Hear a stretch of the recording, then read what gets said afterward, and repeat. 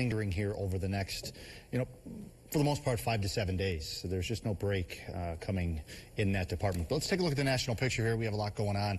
A lot of rain and thunderstorm activity east of the Rocky Mountains here. This is typical for this time of year, of course, in the summer. Just so much moisture, and the atmosphere gets so unstable when you have very moist, low levels, and you have the strong sunshine of July. You can see the widespread showers and thunderstorms with some severe weather in the mid-Atlantic as well.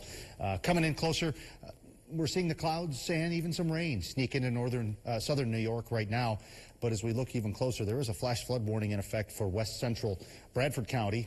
The good news is some of that rain is moving out of the area, but there's another batch of rain back toward Troy that is going to move right over that flash flood area. That's in effect until 8 o'clock here. But also notice the northern edge of some of that rain has now crept over into extreme southern Tioga County and also into southwestern Broome County and northwestern Susquehanna. So some very heavy rain, in the core of these downpours.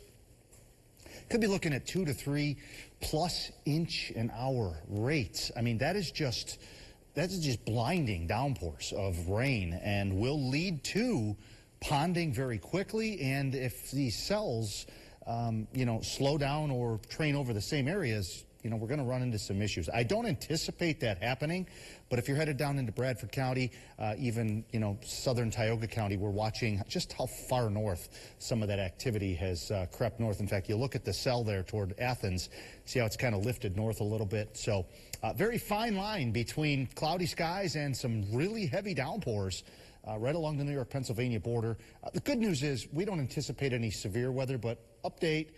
Yesterday, last evening, National Weather Service confirmed, this morning, out of Buffalo, the National Weather Service in Buffalo confirmed an EF2 tornado occurred in Phelps, just south of the thruway there, northwest of Geneva and southeast of Clifton Springs. But an EF2 with maximum winds of 115 miles an hour there.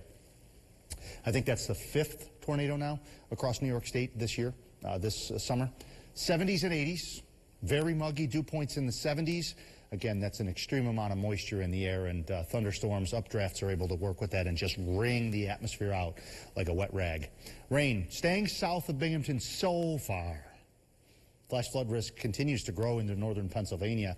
And then as we look into Thursday, upper level trough and some storms most likely to develop in the heating of the afternoon. And overall, as I mentioned, at the top of the hit, we're looking at just very muggy conditions lingering. Severe risk, very small for our area. I never say zero, but any risk is well south. There's that excessive rainfall risk is a little higher. It's a 1 out of 4 risk for the areas right near the New York-Pennsylvania border, even overextended into the Catskills. So here this evening, there's the downpours moving through.